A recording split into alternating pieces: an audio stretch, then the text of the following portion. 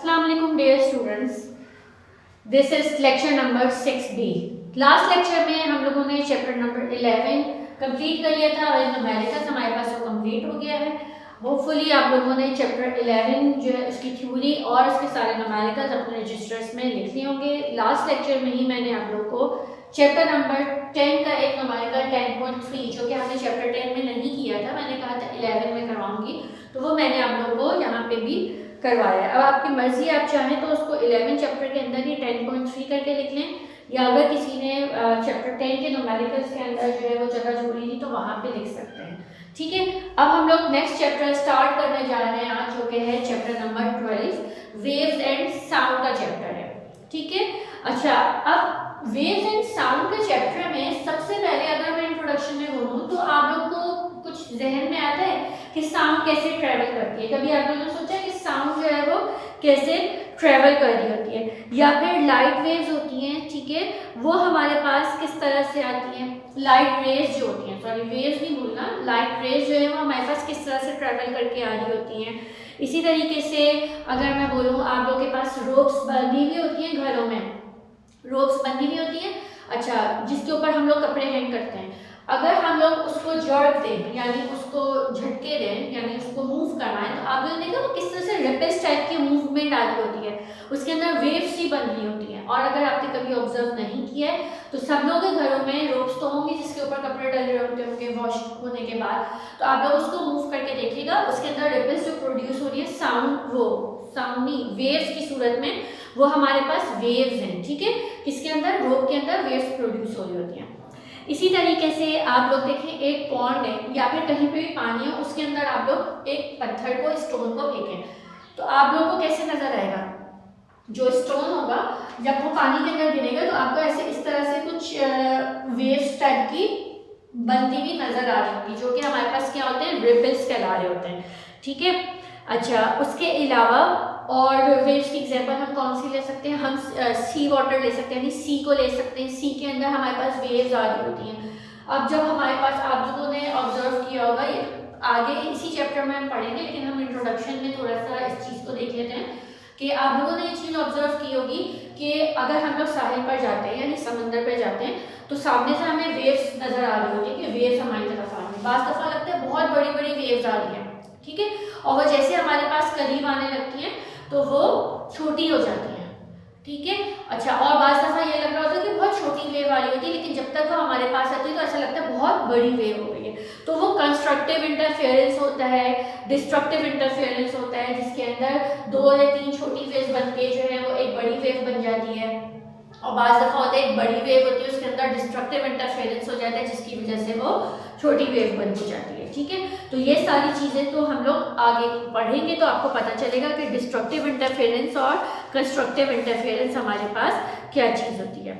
लेकिन ये जो बाकी चीज़ें मैंने बताई हैं, रोड को जड़ देने वाला, या फिर हमारे पास किसी भी जो पानी है जो स्टेशनरी है कंडीशन में, यानी कि मूवमेंट नहीं है उसके अंदर, और उसके अंदर हमने कोई स्टोन वगैरह डाला है, तो फिर उसके अंदर जो वेव्स प्रोड्यूस हो रही होती है, यानी रिपल्स की सूरत में, जिसका मैंने आपको बताया है, वो आप लोगों के पास, आप लोगों ने ऑब्जर्व किया होगा। ठीक है, इसी तरीके से लाइट रेज हमारे तक, हम तक पहुंच रही होती हैं, तो वह भी वेव्स की सूरत में होती हैं।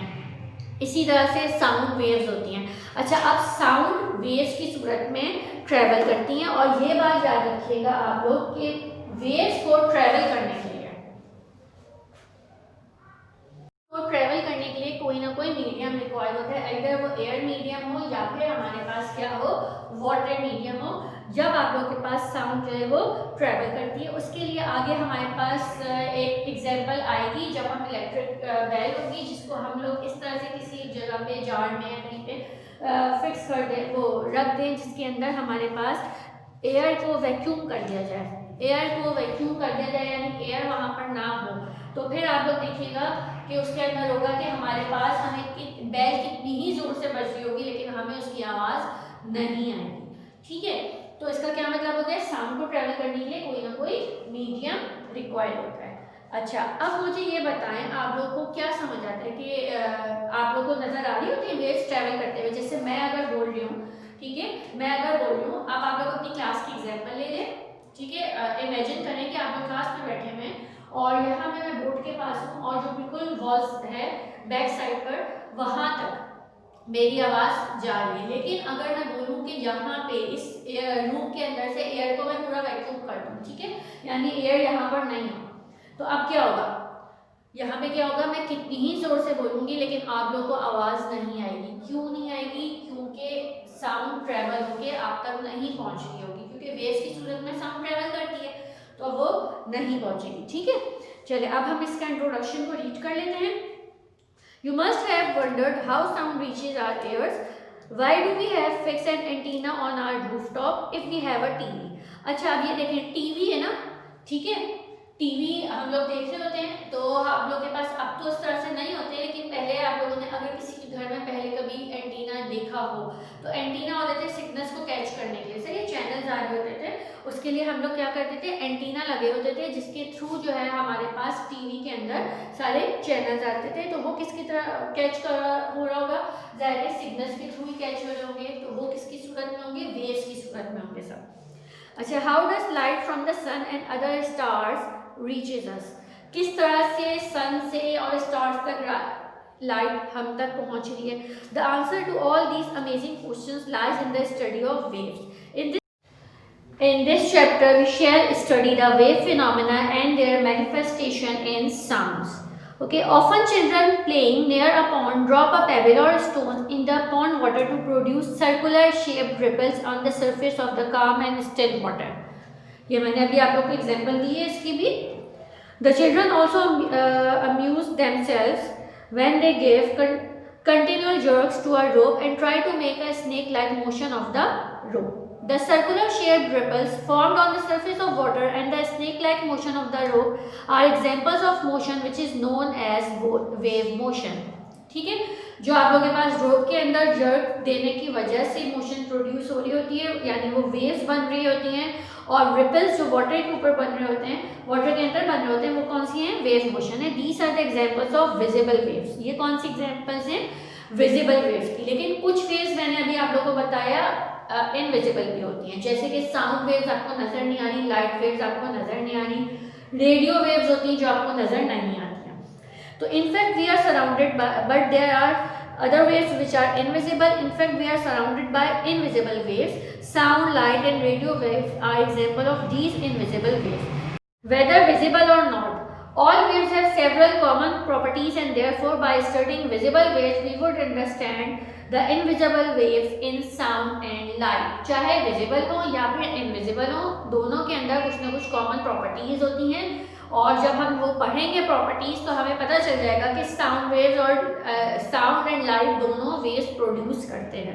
ठीक है, क्योंकि वैसे अगर मैं बोल रहा हूँ तो मे बी पॉसिबल आप लोगों को वेव्स नहीं समझ आ रहा, लेकिन आप लोगों को कुछ वेव्स हैं जो कि नज़र आ रही है, जैसे कि अभी हमने रोप वाली देखी और हमने रिपल्स जो प्रोड्यूस हो रहे थे वाटर के अंदर वो देख लिया। लेकिन उसके अलावा जो वेव्स हैं जो कि प्रोड्यूस हो रही होती हैं साउंड एंड लाइट के अंदर, वो भी आप लोग के पास वेव्स की सूरत में ही प्रोड्यूस होती हैं। ठीक है, तो आप लोग को इंट्रोडक्शन समझ आ गया कि वेव्स एंड साउंड के चैप्टर में हम लोग किस तरह से और क्या क्या चीज़ें रीड करने जा रहे हैं। सही है, सबसे पहले हम लोग अब स्टार्ट करते हैं अपना टॉपिक, दैट इज ऑस्किलेशंस।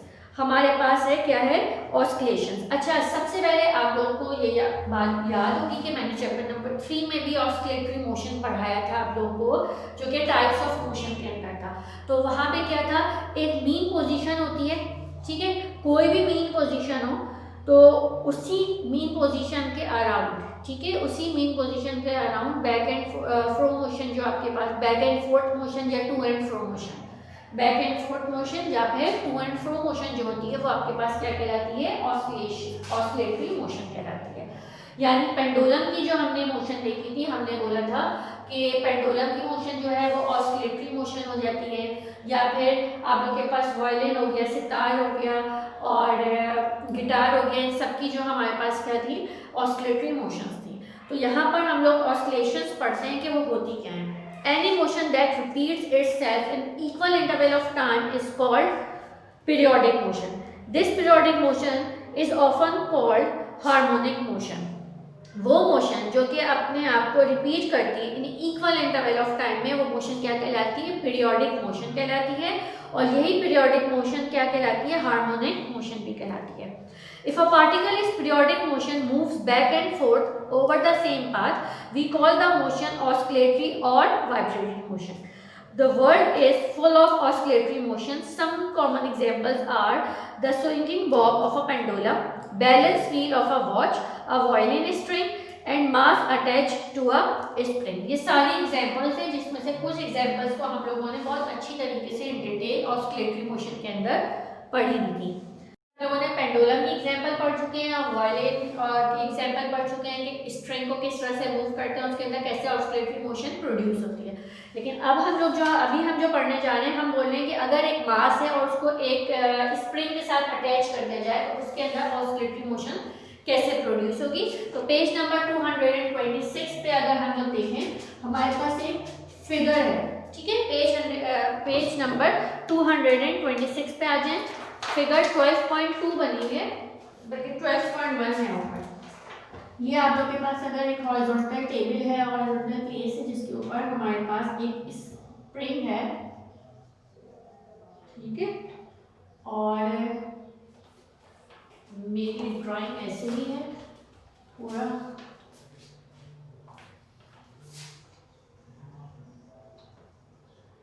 ये आप लोग के पास है, इससे मास अटैच है। ये मास चाहे आप लोग के पास ब्लॉक शेप में भी हो सकता है, यहाँ पे सर्कुलर बना हुआ है तो मैंने इसी तरीके से बना दिया। ये है मास, ठीक है।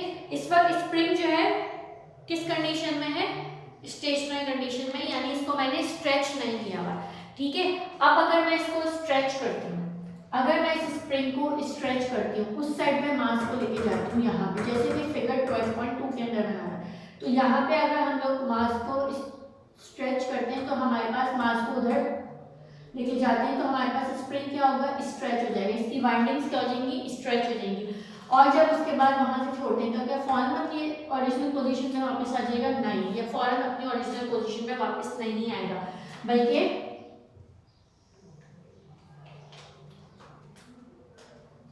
इसको हम थोड़ा सा यहाँ पे कम कर देते हैं।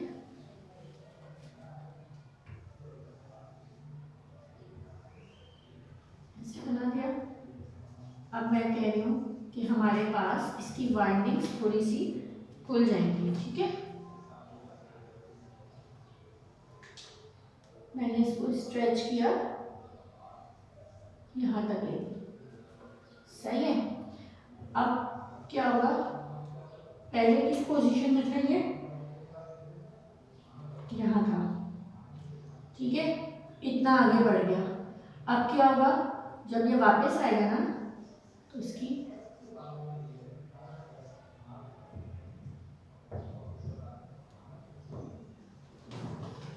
ठीक है, इसके सर्कल के मिड में से हम लोग इसको देख रहे हैं।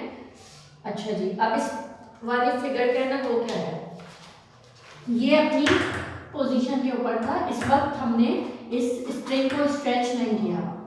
अब जब मैं इस मास को आगे मूव करवाती हूँ, साइड पर लेके जाती हूँ, तो ये वाइंडिंग्स स्ट्रेच हुई भी नजर आ रही है, यानी ये स्प्रिंग स्ट्रेच हो गया तो वाइंडिंग्स खुल गई है, ठीक है। अब जब इसको मैं यहाँ से छोड़ती हूँ तो ये क्या होगा, वापस अपनी ओरिजिनल पोजीशन में आने के लिए सबसे पहले ये इधर चला जाएगा, फिर उसके बाद फौरन नहीं रुक जाता है स्प्रिंग, थोड़ा सा, अब ये इसकी मीन पोजीशन है, मीन पोजीशन के अराउंड थोड़ा सा बैक एंड फोर्थ मूव करेगा और उसके बाद अपनी ओरिजिनल पोजीशन पे आके रुक जाएगा। तो ये आप लोग के पास कौन सी मोशन हो गई है, पीरियोडिक मोशन हो गई है, ठीक है।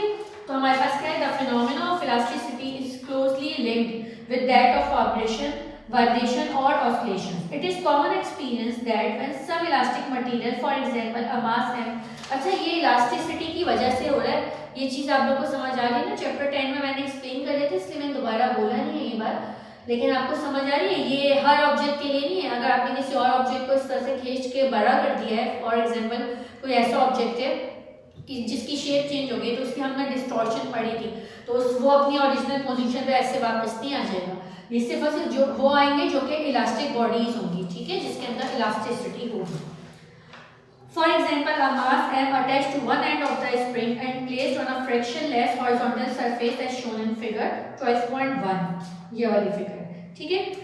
It is displaced from its normal or equilibrium position and then released. It will move through the equilibrium position and become extended in the opposite direction. ये पहले यहाँ पर आएगा और फिर अपनी अपोजिट डायरेक्शन में भी एक्सटेंड होगा। कितना एक्सटेंड होगा? जितना ये यहाँ पर होगा उतना ही ये बैक साइड पे भी जाएगा। Having extended itself to the other side of its normal position, the motion is reversed and is directed back towards the equilibrium position, where again it goes to other side as shown in figure. फिर ये क्या करेगा? यहाँ से यहाँ आएगा, यहाँ तक जाएगा, फिर वापस आएगा और फिर स्लो होने के बाद यहाँ पे आके रुक जाएगा। और ये इसकी क्या है? मीन पोजीशन है। The mass continues this back and forth oscillatory motion until frictionless effects cause the motion to stop. कब तक ये करते रहेंगे मूवमेंट? जब तक ये फ्रिक्शन यहाँ पर है हमारे पास, फ्रिक्शनल जो सरफेस है जिसकी वजह से ये इसके अंदर क्या प्रोड्यूस करेगा? फोर्स प्रोड्यूस करेगा, फ्रिक्शन प्रोड्यूस करेगा, उसकी वजह से ये जो है वो अपनी मीन पोजीशन पे आके रुक जाएंगे।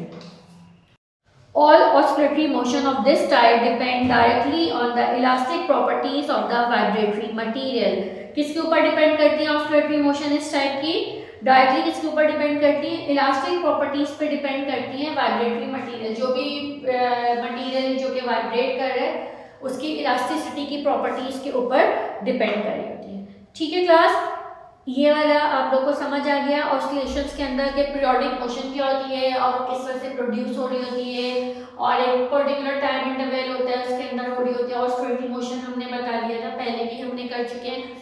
हमने पेंडुलम की थी, स्ट्रिंग और वायलिन किए थे। अब जो हमने किया है वो हम लोगों ने क्या किया है कि अगर एक मास अटैच कर दिया जाए किसके साथ? स्प्रिंग के साथ, तो उसके अंदर हमारे पास ऑस्किलेटरी मोशन किस तरह से प्रोड्यूस हो रही है।